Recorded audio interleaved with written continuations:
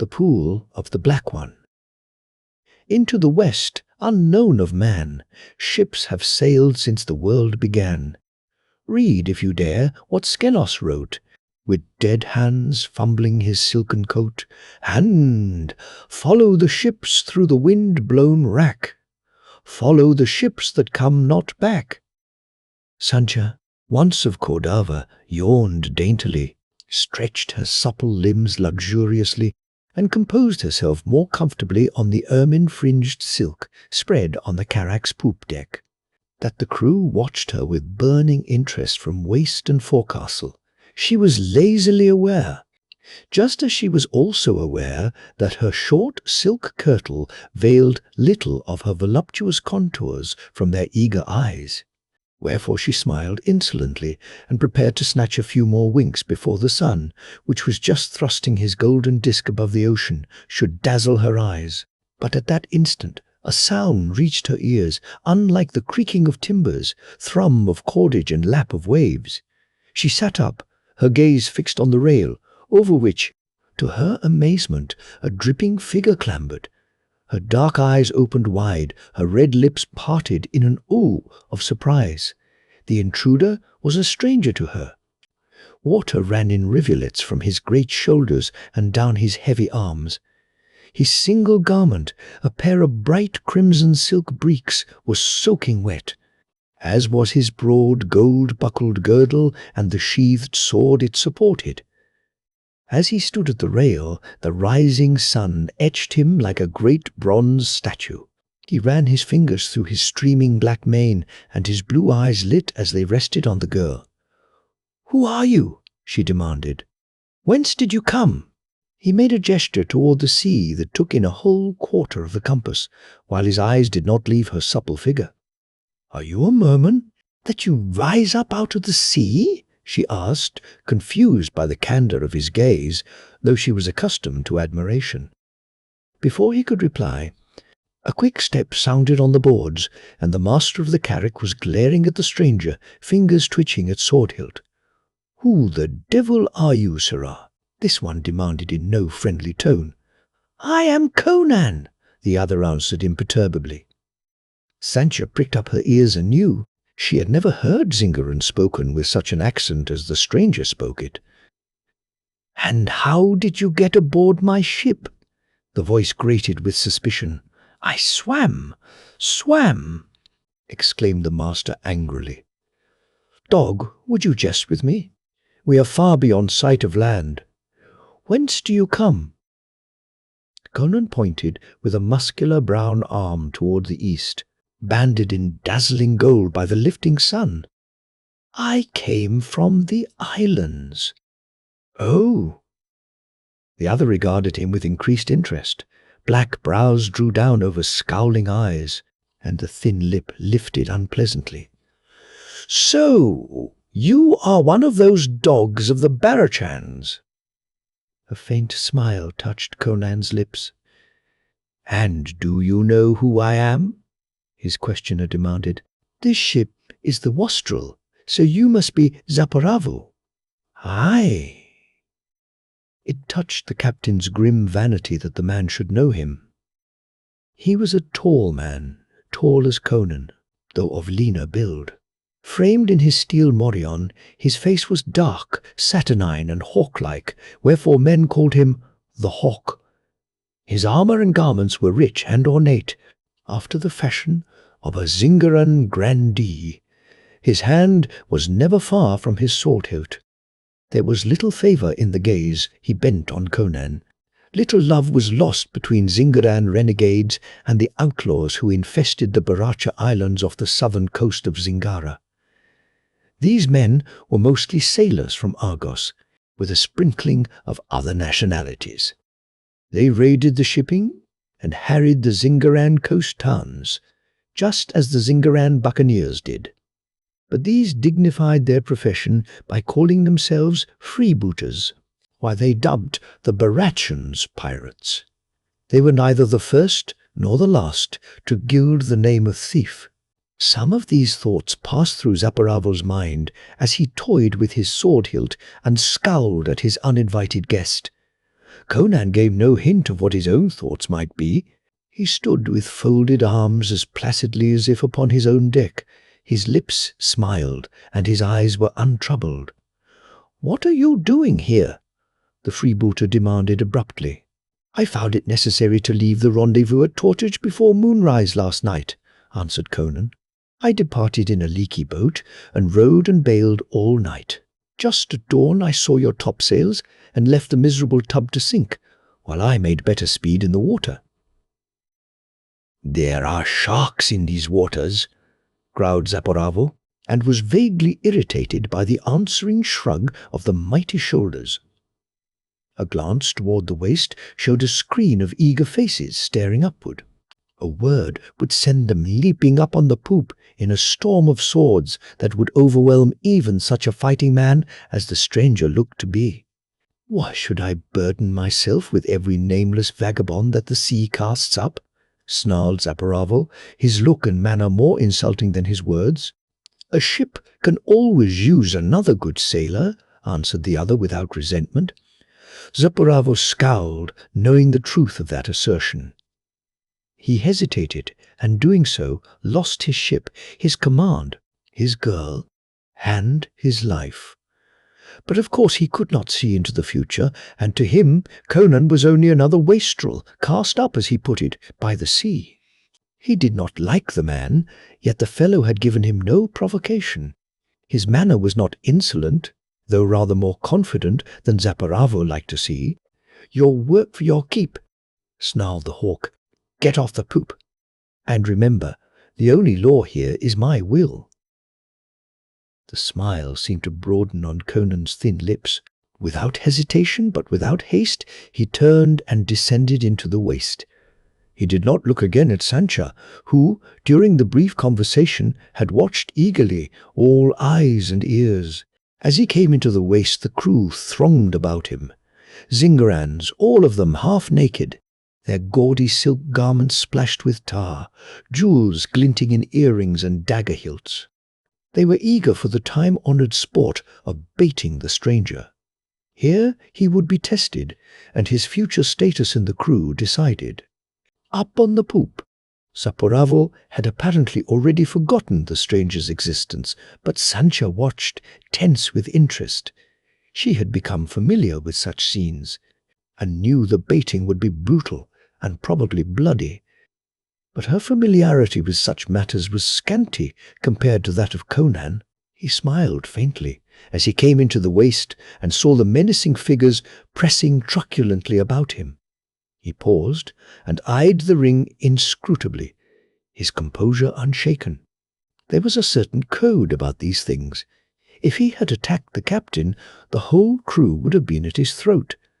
But they would give him a fair chance against the one selected to push the brawl. The man chosen for this duty thrust himself forward. A wiry brute, with a crimson sash knotted about his head like a turban. His lean chin jutted out. His scarred face was evil beyond belief. Every glance, each swaggering movement was an affront. His way of beginning the baiting was as primitive, raw, and crude as himself. "Baracha, eh?" he sneered. "That's where they raise dogs for men. We of the Fellowship spit on 'em like this." He spat in Conan's face and snatched at his own sword. The Barachan's movement was too quick for the eye to follow. His sledge, like fist, crunched with a terrible impact against his tormentor's jaw, and the Zingaran catapulted through the air and fell in a crumpled heap by the rail. Conan turned towards the others. But for a slumbering glitter in his eyes, his bearing was unchanged. But the baiting was over as suddenly as it had begun. The seamen lifted their companion. His broken jaw hung slack, his head lolled unnaturally. "By Mitra, his neck's broken," swore a black-bearded sea rogue. "You freebooters are a weak-boned race," laughed the pirate. "On the Barachas we take no account of such taps as that. Will you play at sword? Strokes now, any of you? No? Then all's well, and we're friends, eh?" There were plenty of tongues to assure him that he spoke truth. Brawny arms swung the dead man over the rail, and a dozen fins cut the water as he sank. Conan laughed and spread his mighty arms as a great cat might stretch itself, and his gaze sought the deck above. Sancha leaned over the rail, red lips parted, dark eyes aglow with interest. The sun behind her outlined her lithe figure through the light kirtle which its glow made transparent. Then across her fell Zaporavo's scowling shadow, and a heavy hand fell possessively on her slim shoulder. There were menace and meaning in the glare. He bent on the man in the waist. Conan grinned back, as if at a jest none knew but himself. Zaporavo made the mistake so many autocrats make. Alone in somber grandeur on the poop, he underestimated the man below him. He had his opportunity to kill Conan, and he let it pass, engrossed in his own gloomy ruminations. He did not find it easy to think any of the dogs beneath his feet constituted a menace to him. He had stood in the high places so long, and had ground so many foes underfoot, that he unconsciously assumed himself to be above the machinations of inferior rivals. Conan, indeed, gave him no provocation. He mixed with the crew, lived and made merry as they did. He proved himself a skilled sailor, and by far the strongest man any of them had seen. He did the work of 3 men, and was always first to spring to any heavy or dangerous task. His mates began to rely upon him. He did not quarrel with them, and they were careful not to quarrel with him. He gambled with them, putting up his girdle and sheath for a stake, won their money and weapons, and gave them back with a laugh. The crew instinctively looked toward him as the leader of the forecastle. He vouchsafed no information as to what had caused him to flee the Barachas, but the knowledge that he was capable of a deed bloody enough to have exiled him from that wild band increased the respect felt toward him by the fierce freebooters. Toward Zaporavo and the mates he was imperturbably courteous, never insolent or servile. The dullest was struck by the contrast between the harsh, taciturn, gloomy commander and the pirate whose laugh was gusty and ready, who roared ribald songs in a dozen languages, guzzled ale like a toper, and, apparently, had no thought for the morrow. Had Zaporavo known he was being compared, even though unconsciously, with a man before the mast, he would have been speechless with amazed anger. But he was engrossed with his broodings, which had become blacker and grimmer as the years crawled by, and with his vague, grandiose dreams, and with the girl whose possession was a bitter pleasure, just as all his pleasures were. And she looked more and more at the black-maned giant who towered among his mates at work or play. He never spoke to her, but there was no mistaking the candour of his gaze. She did not mistake it, and she wondered if she dared the perilous game of leading him on. No great length of time lay between her and the palaces of Cordava, but it was as if a world of change separated her from the life she had lived before. Zaporavo tore her screaming from the flaming caravel his wolves had plundered. She, who had been the spoiled and petted daughter of the Duke of Cordava, learned what it was to be a buccaneer's plaything, and because she was supple enough to bend without breaking, she lived where other women had died, and because she was young and vibrant with life, she came to find pleasure in the existence. The life was uncertain, dreamlike, with sharp contrasts of battle, pillage, murder, and flight. Zaporavo's red visions made it even more uncertain than that of the average freebooter. No one knew what he planned next. Now they had left all charted coasts behind and were plunging further and further into that unknown billowy waste, ordinarily shunned by seafarers, and into which, since the beginnings of time, ships had ventured only to vanish from the sight of man forever. All known lands lay behind them, and day upon day the blue, surging immensity lay empty to their sight. Here there was no loot, no towns to sack, nor ships to burn. The men murmured, though they did not let their murmurings reach the ears of their implacable master, who tramped the poop day and night in gloomy majesty, or pored over ancient charts and time, yellowed maps, reading in tomes that were crumbling masses of worm-eaten parchment. At times he talked to Sancha. Wildly, it seemed to her, of lost continents and fabulous isles dreaming unguessed amidst the blue foam of nameless gulfs, where horned dragons guarded treasures gathered by pre-human kings long, long ago. Sancha listened, uncomprehending, hugging her slim knees, her thoughts constantly roving away from the words of her grim companion back to a clean-limbed bronze giant whose laughter was gusty and elemental as the sea wind. So, after many weary weeks, they raised land to westward, and at dawn dropped anchor in a shallow bay, and saw a beach which was like a white band bordering an expanse of gently grassy slopes, masked by green trees. The wind brought scents of fresh vegetation and spices, and Sancha clapped her hands with glee at the prospect of adventuring ashore. But her eagerness turned to sulkiness when Zaporabo ordered her to remain aboard until he sent for her. He never gave any explanation for his commands, so she never knew his reason, unless it was the lurking devil in him that frequently made him hurt her without cause. So she lounged sulkily on the poop and watched the men row ashore through the calm water that sparkled like liquid jade in the morning sunlight. She saw them bunched together on the sands, suspicious, weapons ready, while several scattered out through the trees that fringed the beach. Among these, she noted, was Conan. There was no mistaking that tall brown figure with its springy step. Men said he was no civilized man at all, but a Cimmerian, one of those barbaric tribesmen who dwelt in the grey hills of the far north, and whose raids struck terror in their southern neighbours. At least, she knew that there was something about him, some super vitality or barbarism that set him apart from his wild mates. Voices echoed along the shore as the silence reassured the buccaneers. The clusters broke up as men scattered along the beach in search of fruit. She saw them climbing and plucking among the trees, and her pretty mouth watered.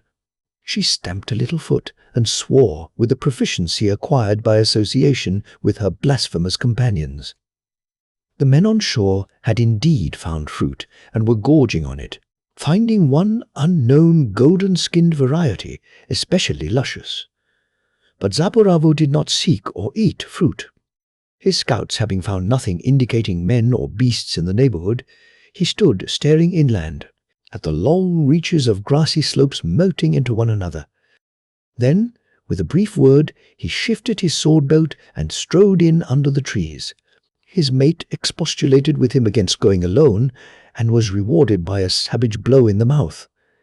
Zaporavo had his reasons for wishing to go alone. He desired to learn if this island were indeed that mentioned in the mysterious Book of Skylos, whereon nameless sages aver strange monsters guard crypts filled with hieroglyph-carven gold. Nor, for murky reasons of his own, did he wish to share his knowledge, if it were true, with anyone, much less his own crew. Sancha, watching eagerly from the poop, saw him vanish into the leafy fastness. Presently, she saw Conan the Barbarian turn, glance briefly at the men scattered up and down the beach. Then the pirate went quickly in the direction taken by Zaporabo, and likewise vanished among the trees. Sancha's curiosity was piqued. She waited for them to reappear, but they did not. The seamen still moved aimlessly up and down the beach, and some had wandered inland. Many had lain down in the shade to sleep. Time passed, and she fidgeted about restlessly. The sun began to beat down hotly in spite of the canopy above the poop deck. Here it was warm, silent, draggingly monotonous. A few yards away, across a band of blue, shallow water, The cool, shady mystery of tree-fringed beach and woodland-dotted meadow beckoned her. Moreover, the mystery concerning Zaporavo and Conan tempted her. She well knew the penalty for disobeying her merciless master, and she sat for some time squirming with indecision. At last, she decided that it was worth even one of Zaporavo's whippings to play truant, and with no more ado she kicked off her soft leather sandals, slipped out of her kirtle, and stood up on the deck naked as Eve. Clambering over the rail and down the chains, she slid into the water and swam ashore. She stood on the beach a few moments, squirming as the sands tickled her small toes while she looked for the crew. She saw only a few, at some distance, up or down the beach. Many were fast asleep under the trees, bits of golden fruit still clutched in their fingers. She wondered why they should sleep so soundly, so early in the day. None hailed her as she crossed the white girdle of sand and entered the shade of the woodland. The trees, she found, grew in irregular clusters, and between these groves stretched rolling expanses of meadow-like slopes. As she progressed inland, in the direction taken by Zaporavo, she was entranced by the green vistas that unfolded gently before her. Soft slope, beyond slope, carpeted with green sward and dotted with groves. Between the slopes lay gentle declivities, likewise swarded. The scenery seemed to melt into itself, or each scene into the other. The view was singular, at once broad and restricted. Over all, a dreamy silence lay like an enchantment. Then she came suddenly onto the level summit of a slope, circled with tall trees, and the dreamily fairy-like sensation vanished abruptly at the sight of what lay on the reddened and trampled grass. Sancha involuntarily cried out and recoiled, then stole forward, wide-eyed, trembling in every limb. It was Zaporavo who lay there on the sward, staring sightlessly upward, a gaping wound in his breast. His sword lay near his nerveless hand. The hawk had made his last swoop. It is not to be said that Sancha gazed on the corpse of her lord without emotion. She had no cause to love him. Yet she felt at least the sensation any girl might feel when looking on the body of the man who was first to possess her. She did not weep or feel any need of weeping, but she was seized by a strong trembling. Her blood seemed to congeal briefly, and she resisted a wave of hysteria. She looked about her for the man she expected to see. Nothing met her eyes but the ring of tall, thickly leafed forest giants and the blue slopes beyond them. Had the freebooter's slayer dragged himself away, mortally wounded? No bloody tracks led away from the body. Puzzled, she swept the surrounding trees, stiffening as she caught a rustle in the emerald leaves that seemed not to be of the wind. She went toward the trees, staring into the leafy depths. "Conan?" Her call was inquiring. Her voice sounded strange and small in the vastness of silence that had grown suddenly tense. Her knees began to tremble as a nameless panic swept over her. "Conan!" she cried desperately. "It is I, Sancha. Where are you?" "Please, Conan." Her voice faltered away. Unbelieving horror dilated her brown eyes. Her red lips parted to an inarticulate scream. Paralysis gripped her limbs. Where she had such desperate need of swift flight, she could not move. She could only shriek wordlessly. When Conan saw Zaporavo stalk alone into the woodland, he felt that the chance he had watched for had come. He had eaten no fruit, nor joined in the horseplay of his mates. All his faculties were occupied with watching the buccaneer chief. Accustomed to Zaporavo's moods, his men were not particularly surprised that their captain should choose to explore an unknown and probably hostile isle alone. They turned to their own amusement, and did not notice Conan when he glided like a stalking panther after the chieftain. Conan did not underrate his dominance of the crew. But he had not gained the right. through battle and foray, to challenge the captain to a duel to the death. In these empty seas there had been no opportunity for him to prove himself according to freebooter law. The crew would stand solidly against him if he attacked the chieftain openly. But he knew that if he killed Zaporavo without their knowledge, the leaderless crew would not be likely to be swayed by loyalty to a dead man. In such wolf packs only the living counted. So he followed Zaporavo with sword in hand and eagerness in his heart until he came out onto a level summit circled with tall trees, between whose trunks he saw the green vistas of the slopes melting into the blue distance. In the midst of the glade, Zaporavo, sensing pursuit, turned, hand on hilt. The buccaneer swore. "Dog, why do you follow me?" "Are you mad to ask?" laughed Conan, coming swiftly toward his erstwhile chief. His lips smiled, and in his blue eyes danced a wild gleam. Zaporabo ripped out his sword with a black curse, and steel clashed against steel as the Barachan came in recklessly and wide open, his blade singing a wheel of blue flame about his head. Zaporabo was the veteran of 1,000 fights by sea and by land. There was no man in the world more deeply and thoroughly versed than he in the law of swordcraft.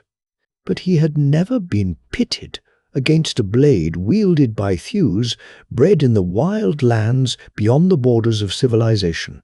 Against his fighting, craft was matched, blinding speed and strength, impossible to a civilized man. Conan's manner of fighting was unorthodox, but instinctive and natural as that of a timber wolf. The intricacies of the sword were as useless against his primitive fury as a human boxer's skill against the onslaughts of a panther.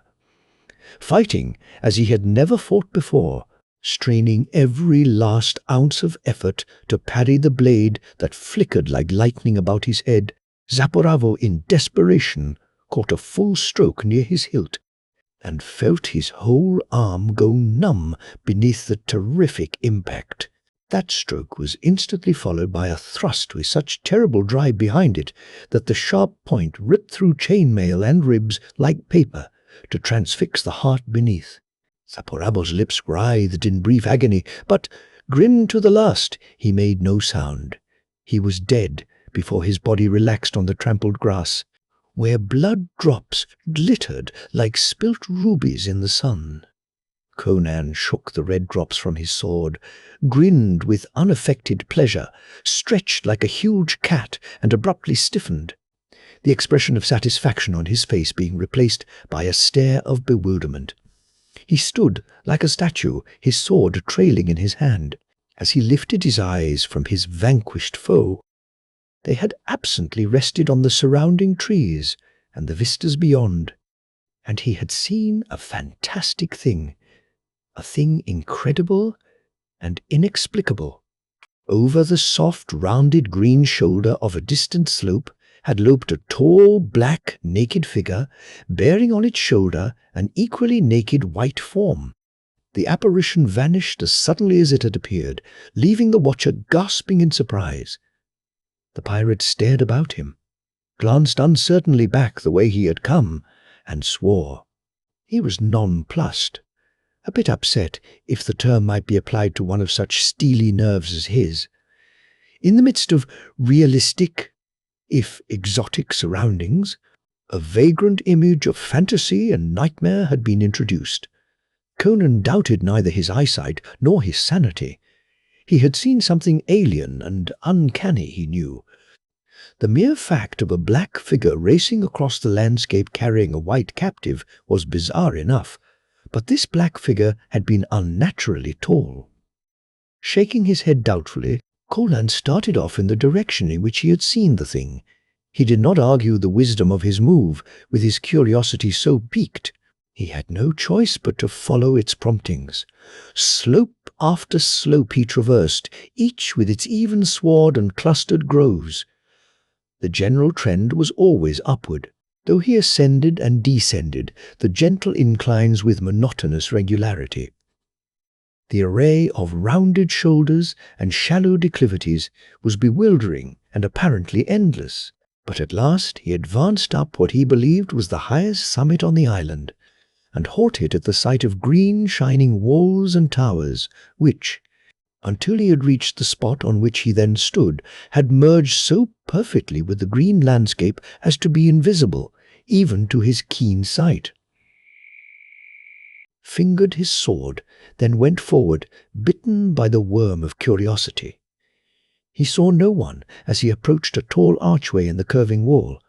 There was no door. Peering warily through, he saw what seemed to be a broad open court, grass carpeted, surrounded by a circular wall of the green semi-translucent substance. Various arches opened from it.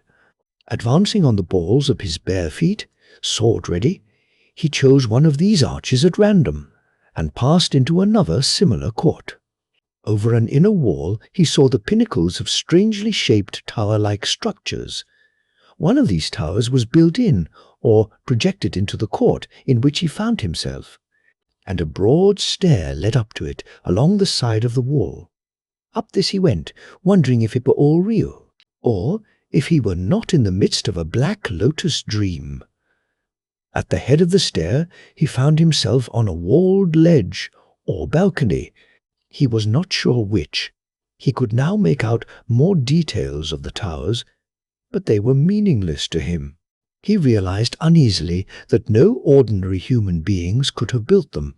There was symmetry about their architecture and system, but it was a mad symmetry, a system alien to human sanity.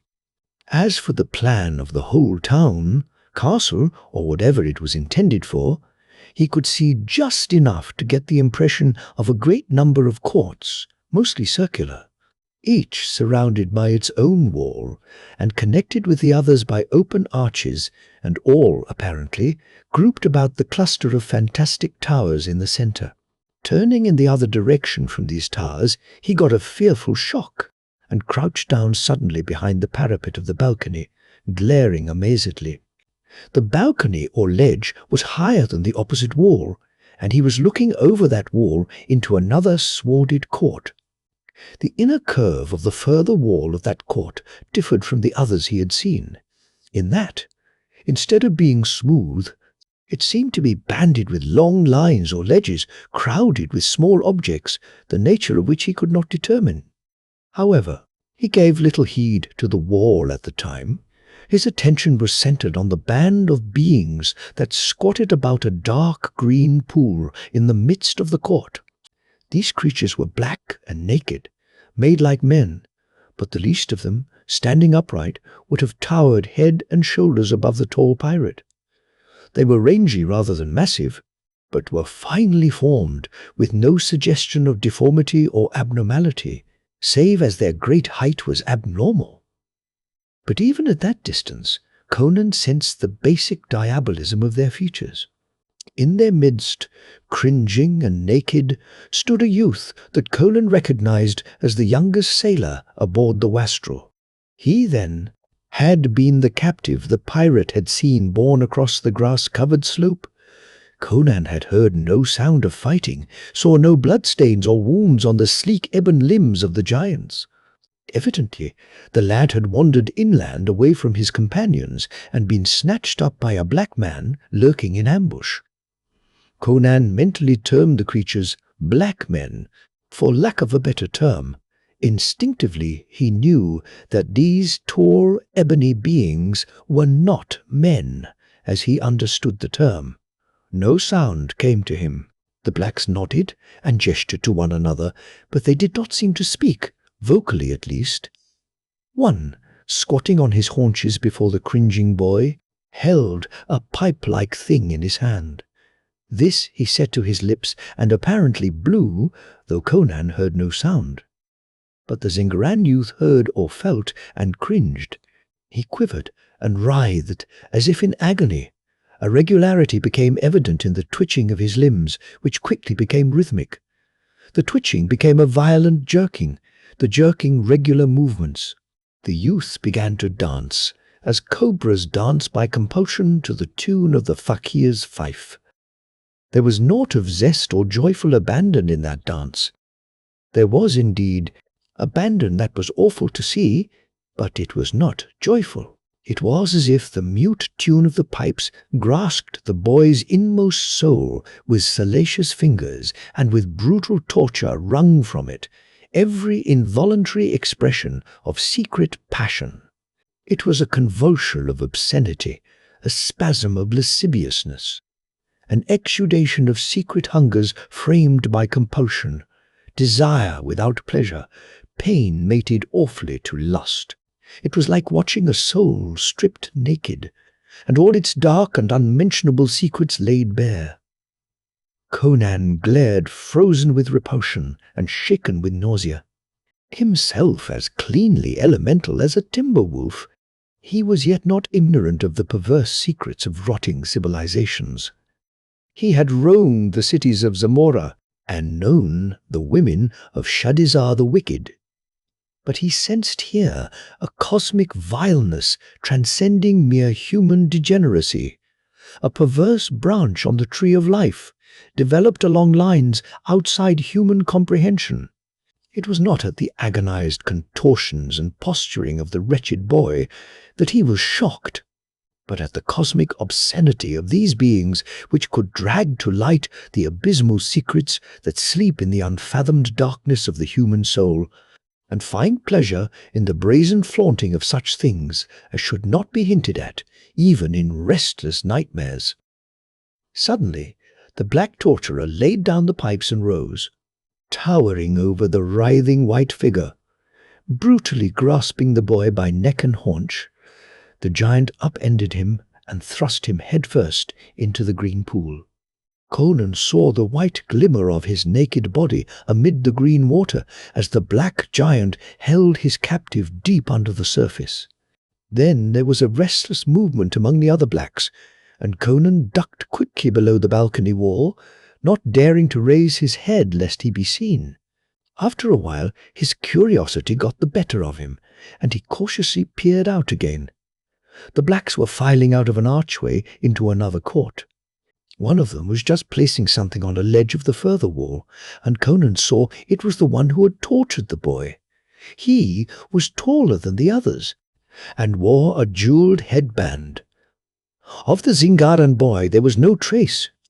The giant followed his fellows, and presently Conan saw them emerge from the archway by which he had gained access to that castle of horror, and file away across the green slopes, in the direction from which he had come.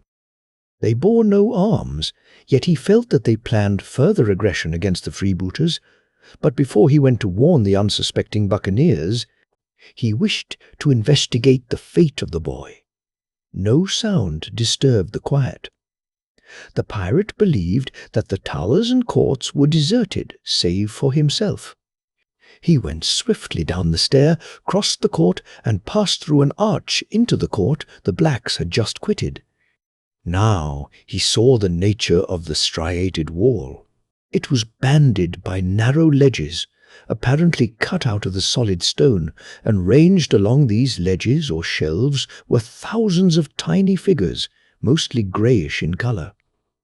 These figures, not much longer than a man's hand, represented men, and so cleverly were they made that Conan recognized various racial characteristics in the different idols, features typical of Zingarans, Argosians, Ophirians, and Kushite corsairs. These last were black in color, just as their models were black in reality. Conan was aware of a vague uneasiness as he stared at the dumb, sightless figures. There was a mimicry of reality about them that was somehow disturbing. He felt of them gingerly and could not decide of what material they were made.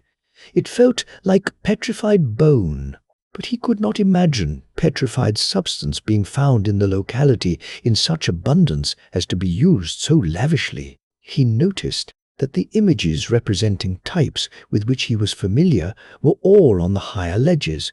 The lower ledges were occupied by figures, the features of which were strange to him. They either embodied merely the artist's imagination or typified racial types long vanished and forgotten. Shaking his head impatiently, Conan turned toward the pool. The circular court offered no place of concealment, as the body of the boy was nowhere in sight. It must be lying at the bottom of the pool. Approaching the placid green disk, he stared into the glimmering surface. It was like looking through a thick green glass, unclouded, yet strangely illusory. Of no great dimensions, the pool was round as a well, bordered by a rim of green jade. Looking down, he could see the rounded bottom. How far below the surface he could not decide. But the pool seemed incredibly deep. He was aware of a dizziness as he looked down, much as if he were looking into an abyss. He was puzzled by his ability to see the bottom, but it lay beneath his gaze, impossibly remote, elusive, shadowy, yet visible. At times he thought a faint luminosity was apparent, deep in the jade-colored depth, but he could not be sure. Yet he was sure that the pool was empty, except for the shimmering water.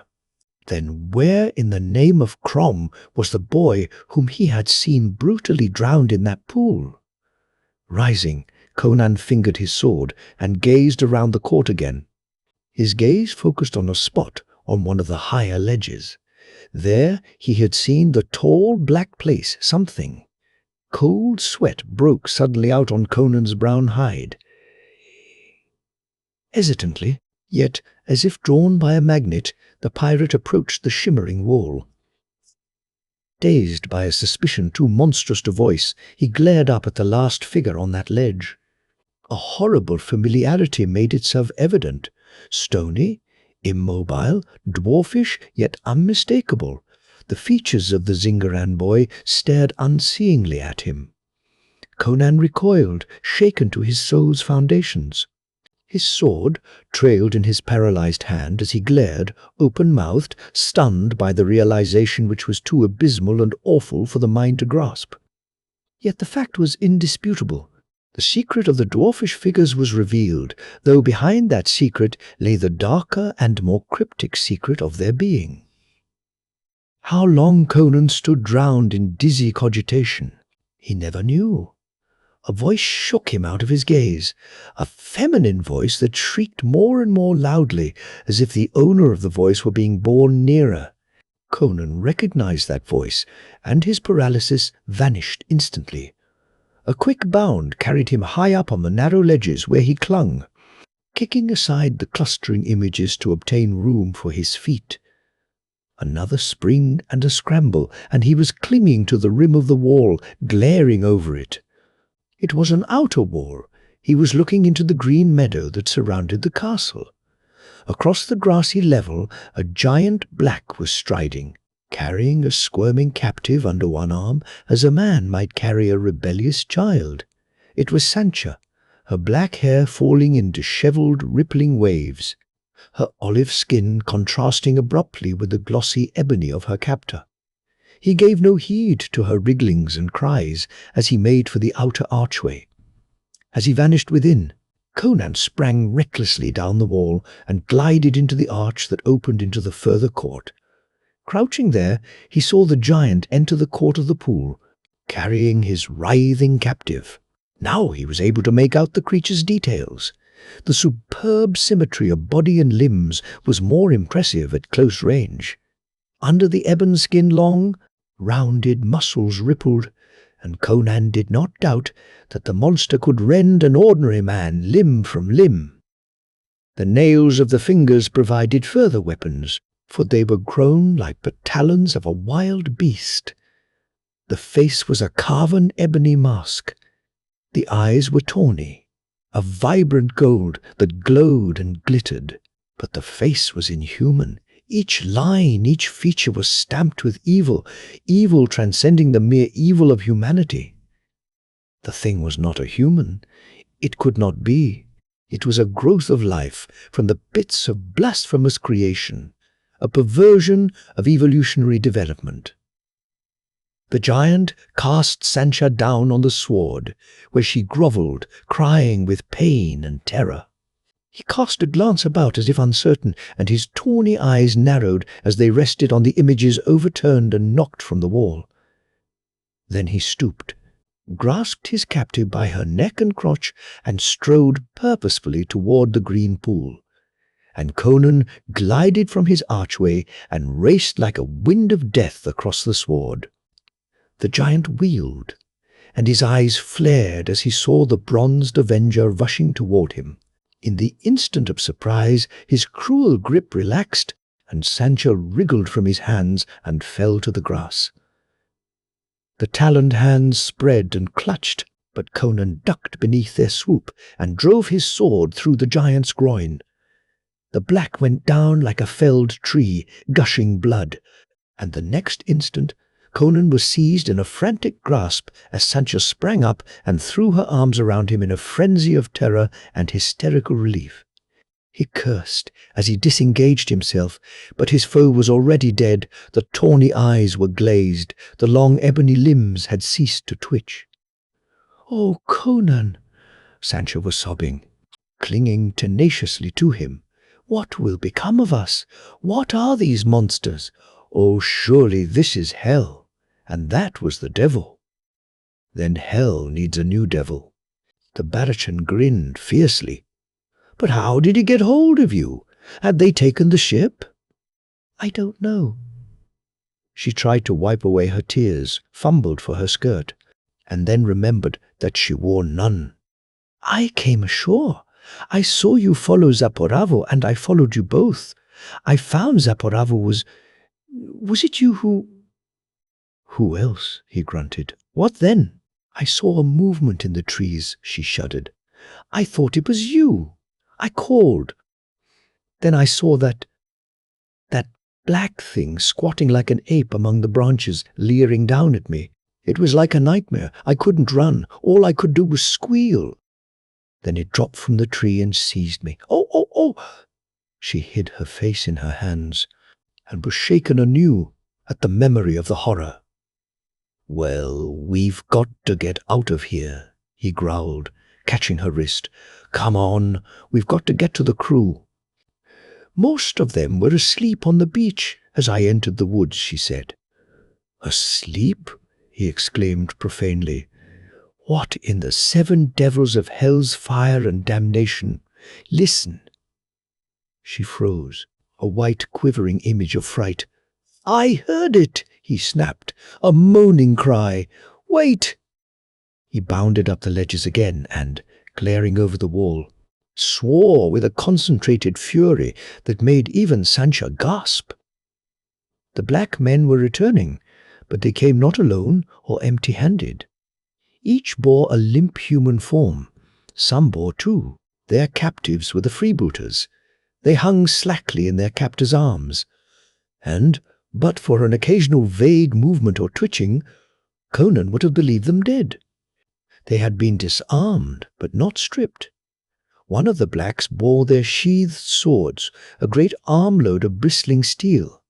From time to time, one of the seamen voiced a vague cry, like a drunkard calling out in sottish sleep. Like a trapped wolf, Conan glared about him. 3 arches led out of the court of the pool. Through the eastern arch, the blacks had left the court, and through it they would presumably return. He had entered by the southern arch. In the western arch he had hidden, and had not had time to notice what lay beyond it. Regardless of his ignorance of the plan of the castle, he was forced to make his decision promptly. Springing down the wall, he replaced the images with frantic haste, dragged the corpse of his victim to the pool and cast it in. It sank instantly, and, as he looked, he distinctly saw an appalling contraction, a shrinking, a hardening. He hastily turned away, shuddering. Then he seized his companion's arm and led her hastily toward the southern archway, while she begged to be told what was happening. "They've bagged the crew," he answered hastily. "I haven't any plan, but we'll hide somewhere and watch. If they don't look in the pool, they may not suspect our presence, but they'll see the blood on the grass. Maybe they'll think one of their own devils spilled it," he answered. "Anyway, we'll have to take the chance." They were in the court, from which he had watched the torture of the boy, and he led her hastily up the stair that mounted the southern wall, and forced her into a crouching position behind the balustrade of the balcony. It was poor concealment, but the best they could do. Scarcely had they settled themselves when the blacks filed into the court. There was a resounding clash at the foot of the stairs, and Conan stiffened, grasping his sword. But the blacks passed through an archway on the southwestern side, and they heard a series of thuds and groans. The giants were casting their victims down on the sward. An hysterical giggle rose to Sancho's lips, and Conan quickly clapped his hand over her mouth, stifling the sound before he could betray them. After a while they heard the padding of many feet on the sward below, and then silence reigned. Conan peered over the wall. The court was empty. The blacks were once more gathered about the pool in the adjoining court, squatting on their haunches. They seemed to pay no heed to the great smears of blood on the sward and the jade rim of the pool. Evidently, bloodstains were nothing unusual. Nor were they looking into the pool.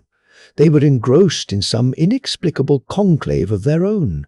The tall black was playing again on his golden pipes, and his companions listened like ebony statues. Taking Sancho's hand, Conan glided down the stair, stooping so that his head would not be visible above the wall. The cringing girl followed perforce, staring fearfully at the arch that let into the court of the pool, but through which, at that angle, neither the pool nor its grim throng were visible. At the foot of the stair lay the swords of the Zingarans. The clash they had heard had been the casting down of the captured weapons. Conan drew Sancho toward the southwestern arch, and they silently crossed the sward and entered the court beyond. There the freebooters lay in careless heaps, moustaches bristling, earrings glinting. Here and there one stirred or groaned restlessly. Conan bent down to them, and Sancho knelt beside him, leaning forward with her hands on her thighs. "What is that sweet cloying smell?" she asked nervously. "It's on all their breaths." "It's that damned fruit they were eating," he answered softly. "I remember the smell of it. It must have been like the black lotus. That makes men sleep. By Crom, they are beginning to awake, but they're unarmed, and I have an idea that those black devils won't wait long before they begin their magic on them. What chance will the lads have, unarmed and stupid with slumber?" He brooded for an instant, scowling with the intentness of his thoughts, then seized Sancho's olive shoulder in a grip that made her wince. "Listen, I'll draw those black swine into another part of the castle and keep them busy for a while. Meanwhile you shake these fools awake and bring their swords to them. It's a fighting chance. Can you do it?" I don't know," she stammered, shaking with terror, and hardly knowing what she was saying. With a curse, Conan caught her thick tresses near her head and shook her until the walls danced to her dizzy sight. "You must do it," he hissed at her. "It's our only chance. I'll do my best," she gasped. And with a grunt of commendation and an encouraging slap on the back that nearly knocked her down, he glided away. A few moments later, he was crouching at the arch that opened into the court of the pool, glaring upon his enemies. They still sat about the pool, but were beginning to show evidences of an evil impatience. From the court where lay the rousing buccaneers, he heard their groans growing louder, beginning to be mingled with incoherent curses. He tensed his muscles and sank into a pantherish crouch, breathing easily between his teeth. The jeweled giant rose, taking his pipes from his lips, and at that instant Conan was among the startled blacks with a tigerish bound. And as a tiger leaps and strikes among his prey, Conan leaped and struck. Thrice his blade flickered before any could lift a hand in defense. Then he bounded from among them and raced across the sward. Behind him sprawled 3 black figures, their skulls split. But though the unexpected fury of his surprise had caught the giants off guard, the survivors recovered quickly enough. They were at his heels as he ran through the western arch, their long legs sweeping them over the ground at headlong speed. However, he felt confident of his ability to outfoot them at will, but that was not his purpose. He intended leading them on a long chase, in order to give Sancha time to rouse and arm the Zingarans. And as he raced into the court beyond the western arch, he swore. This court differed from the others he had seen. Instead of being round, it was octagonal, and the arch by which he had entered was the only entrance or exit. Wheeling, he saw that the entire band had followed him in, a group clustered in the arch, and the rest spread out in a wide line as they approached. He faced them, backing slowly toward the northern wall. The line bent into a semicircle, spreading out to hem him in. He continued to move backward, but more and more slowly, noting the spaces widening between the pursuers. They feared lest he should try to dart around a horn of the crescent and lengthen their line to prevent it. He watched with the calm alertness of a wolf, and when he struck it was with the devastating suddenness of a thunderbolt. Full at the center of the crescent, the giant who barred his way went down cloven to the middle of the breastbone, and the pirate was outside their closing ring before the blacks, to right and left, could come to their stricken comrades' aid. The group at the gate prepared to receive his onslaught, but Conan did not charge them. He had turned and was watching his hunters without apparent emotion, and certainly without fear. This time, they did not spread out in a thin line. They had learned that it was fatal to divide their forces against such an incarnation of clawing, rending fury. They bunched up in a compact mass and advanced on him without undue haste, maintaining their formation. Conan knew that if he fell foul of that mass of taloned muscle and bone, there could be but one culmination. Once let them drag him down among them where they could reach him with their talons and use their greater body weight to advantage, even his primitive ferocity would not prevail. He glanced around the wall and saw a ledge-like projection above a corner on the western side. What it was he did not know, but it would serve his purpose. He began backing toward that corner, and the giants advanced more rapidly. They evidently thought that they were herding him into the corner themselves, and Conan found time to reflect that they probably looked on him as a member of a lower order, mentally inferior to themselves. So much the better. Nothing is more disastrous than underestimating one's antagonist. Now he was only a few yards from the wall, and the blacks were closing in rapidly, evidently thinking to pin him in the corner before he realized his situation. The group at the gate had deserted their post and were hastening to join their fellows. The giants half-crouched, eyes blazing like golden hell, fire, teeth glistening whitely, taloned hands lifted as if to fend off attack. They expected an abrupt and violent move on the part of their prey, but when it came, it took them by surprise. Conan lifted his sword, took a step toward them, then wheeled and raced to the wall. With a fleeting coil and release of steel muscles, he shot high in the air, and his straining arm hooked its fingers over the projection. Instantly, there was a rending crash, and the jutting ledge gave way, precipitating the pirate back into the court. He hit on his back, which for all its springy sinews would have broken. But for the cushioning of the sword, and rebounding like a great cat, he faced his foes. The dancing recklessness was gone from his eyes. They blazed like blue bale fire. His mane bristled, his thin lips snarled. In an instant, the affair had changed from a daring game to a battle of life and death, and Conan's savage nature responded with all the fury of the wild. The blacks, halted an instant by the swiftness of the episode, now made to sweep on him and drag him down. But in that instant a shout broke the stillness. Wheeling, the giants saw a disreputable throng crowding the arch. The buccaneers weaved drunkenly. They swore incoherently. They were addled and bewildered, But they grasped their swords and advanced with a ferocity not dimmed in the slightest by the fact that they did not understand what it was all about. As the blacks glared in amazement, Conan yelled stridently and struck them like a razor-edged thunderbolt. They fell like ripe grains beneath his blade, and the Zingarans, shouting with muddled fury, ran groggily across the court and fell on their gigantic foes with bloodthirsty zeal. They were still dazed, emerging hazily from drugged slumber.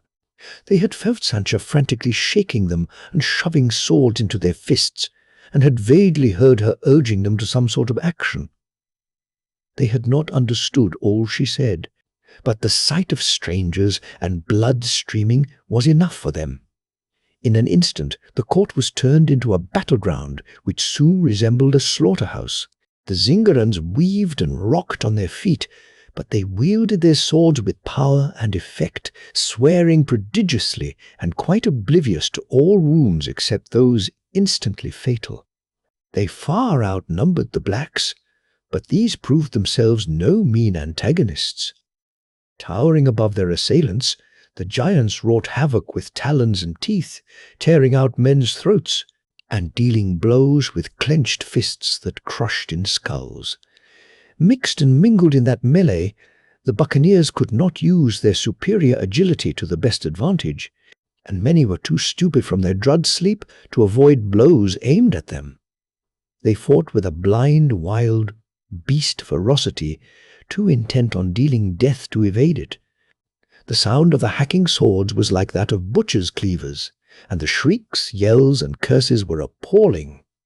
Sancha, shrinking in the archway, was stunned by the noise and fury. She got a dazed impression of a whirling chaos in which steel flashed and hacked, arms tossed, snarling faces appeared and vanished, and straining bodies collided, rebounded, locked, and mingled in a devil's dance of madness. Details stood out briefly like black etchings on a background of blood. She saw a Zingaran sailor, blinded by a great flap of scalp torn loose and hanging over his eyes, brace his straddling legs and drive his sword to the hilt in a black belly. She distinctly heard the buccaneer grunt as he struck, and saw the victim's tawny eyes roll up in sudden agony. Blood and entrails gushed out over the driven blade. The dying black caught the blade with his naked hands, and the sailor tugged blindly and stupidly. Then a black arm hooked above the Zingaran's head. A black knee was planted with cruel force in the middle of his back. His head was jerked back at a terrible angle, and something cracked above the noise of the fray, like the breaking of a thick branch. The conqueror dashed his victim's body to the earth, and as he did, something like a beam of blue light flashed across his shoulders from behind, from right to left. He staggered, his head toppled forward on his breast, and thence, hideously, to the earth. Sancha turned sick. She gagged and wished to vomit. She made abortive efforts to turn and flee from the spectacle, but her legs would not work. Nor could she close her eyes. In fact, she opened them wider. Revolted, repelled, nauseated, yet she felt the awful fascination she had always experienced at sight of blood. Yet this battle transcended anything she had ever seen fought out between human beings in port raids or sea battles. Then she saw Conan. Separated from his mates by the whole mass of the enemy, Conan had been enveloped in a black wave of arms and bodies and dragged down. Then they would quickly have stamped the life out of him. But he had pulled down one of them with him, and the black's body protected that of the pirate beneath him. They kicked and tore at the Barachan and dragged at their writhing comrade.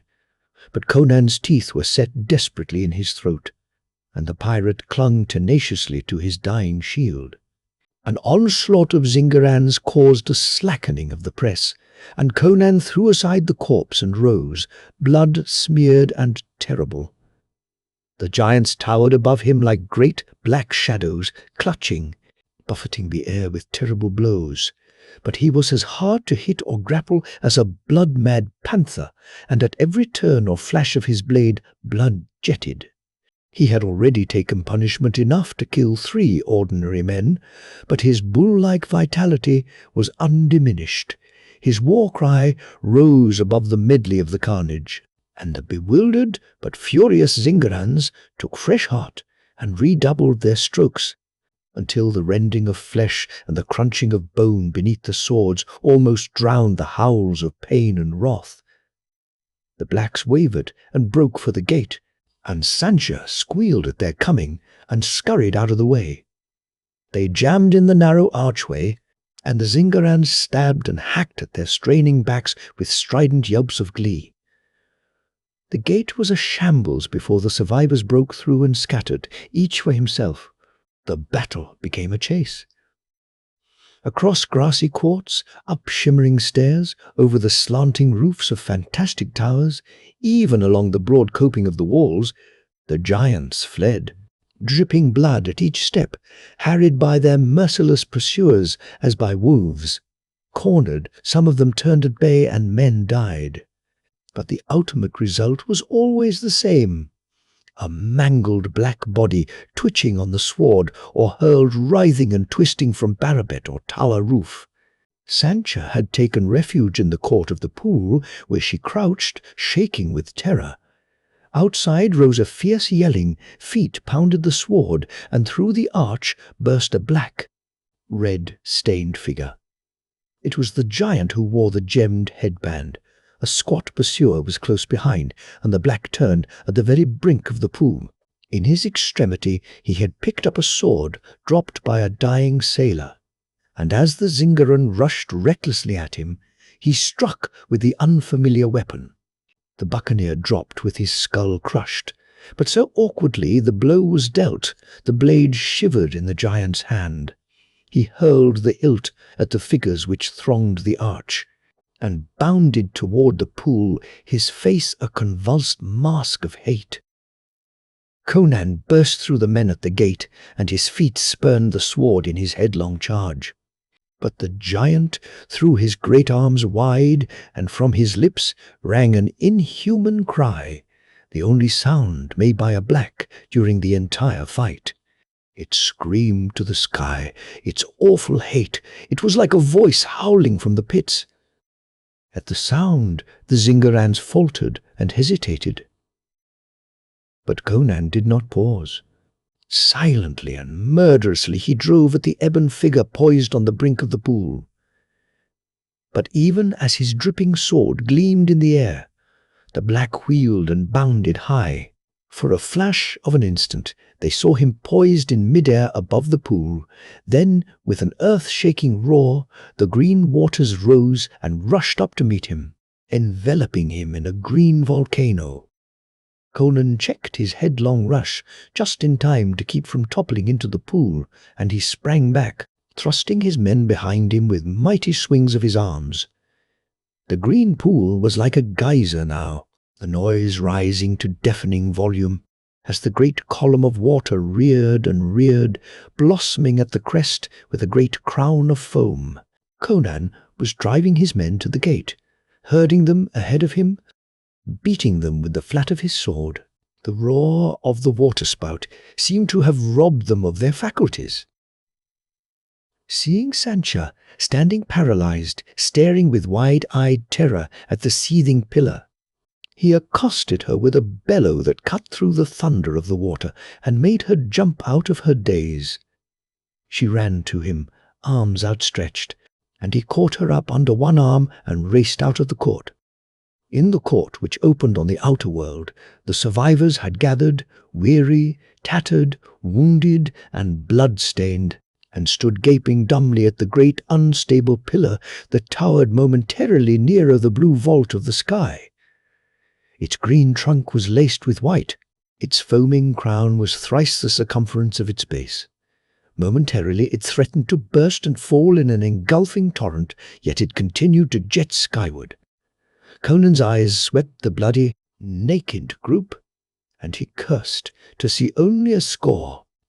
In the stress of the moment, he grasped the corsair by the neck and shook him so violently that blood from the man's wound spattered all near them. "Where are the rest?" he bellowed in his victim's ear.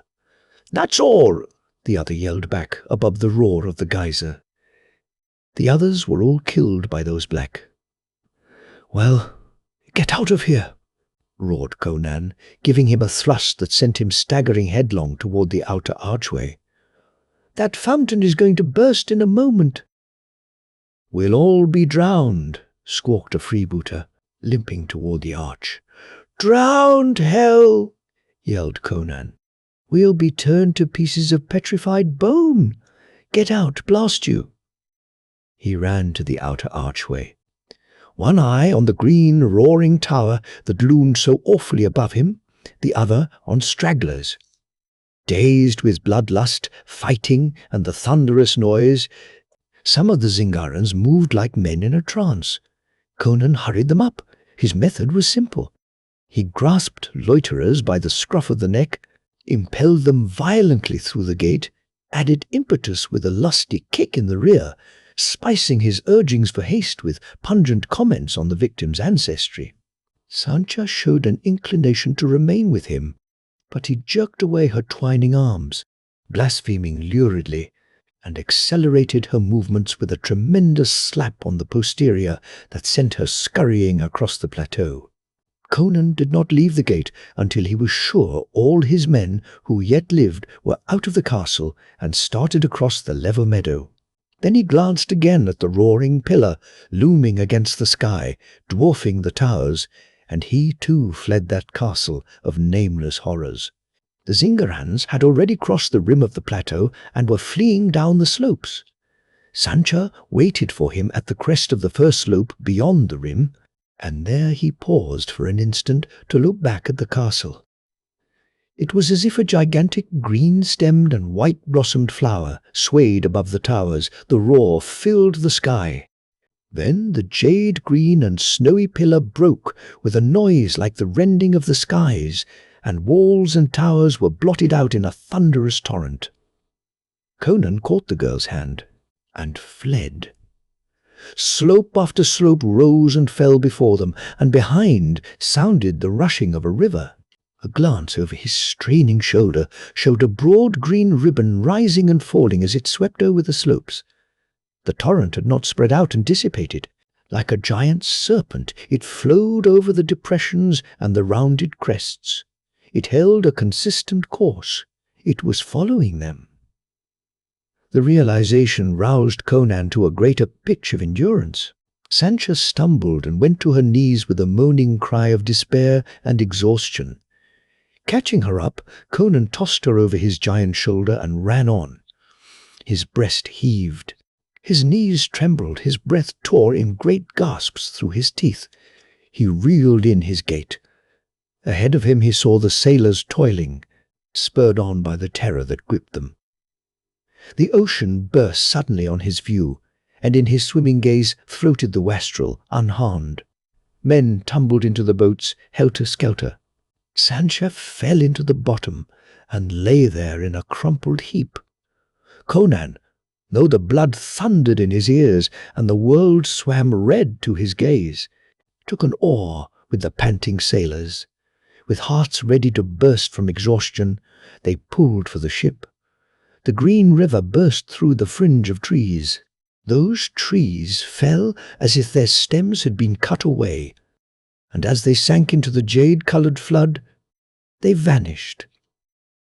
The tide flowed out over the beach, lapped at the ocean, and the waves turned a deeper, more sinister green. Unreasoning, instinctive fear held the buccaneers, making them urge their agonized bodies and reeling brains to greater effort. What they feared they knew not, but they did know that in that abominable smooth green ribbon was a menace to body and to soul. Conan knew, and as he saw the broad line slip into the waves and stream through the water toward them without altering its shape or course, he called up his last ounce of reserve strength so fiercely that the oar snapped in his hands. But their prows bumped against the timbers of the wastrel, and the sailors staggered up the chains, leaving the boats to drift as they would. Sancho went up on Conan's broad shoulder, hanging limp as a corpse, to be dumped unceremoniously onto the deck as the Barachan took the wheel, gasping orders to his skeleton of a crew. Throughout the affair he had taken the lead without question, and they had instinctively followed him. They reeled about like drunken men, fumbling mechanically at ropes and braces. The anchor chain, unshackled, splashed into the water. The sails unfurled and bellied in a rising wind. The wastrel quivered and shook herself and swung majestically seaward. Conan glared shoreward like a tongue of emerald flame. A ribbon licked out on the water futilely, an oar's length from the wastrel's keel. It advanced no further. From that end of the tongue, his gaze followed an unbroken stream of lambent green across the white beach and over the slopes until it faded in the blue distance. The Barachan, regaining his wind, grinned at the panting crew. Sancho was standing near him, hysterical tears coursing down her cheeks. Conan's breeks hung in blood-stained tatters, his girdle and sheath were gone, his sword, driven upright into the deck beside him, was notched and crusted with red. Blood thickly clotted his black mane, and one ear had been half torn from his head. His arms, legs, breast and shoulders were bitten and clawed as if by panthers. But he grinned as he braced his powerful legs and swung on the wheel in sheer exuberance of muscular might. "What now?" faltered the girl. "The plunder of the seas," he laughed. "A paltry crew, and that chewed and clawed to pieces, but they can work the ship, and crews can always be found. Come here, girl, and give me a kiss." "A kiss?" she cried hysterically. "You think of kisses at a time like this?" His laughter boomed above the snap and thunder of the sails as he caught her up off her feet in the crook of one mighty arm, and smacked her red lips with resounding relish. "I think of life," he roared. "The dead are dead, and what has passed is done. I have a ship and a fighting crew and a girl with lips like wine, and that's all I ever asked. Lick your wounds, bullies, and break out a cask of ale. You're going to work ship as she never was worked before. Dance and sing while you buckle to it, damn you. To the devil with empty seas. We're bound for waters where the seaports are fat and the merchant ships are crammed with plunder.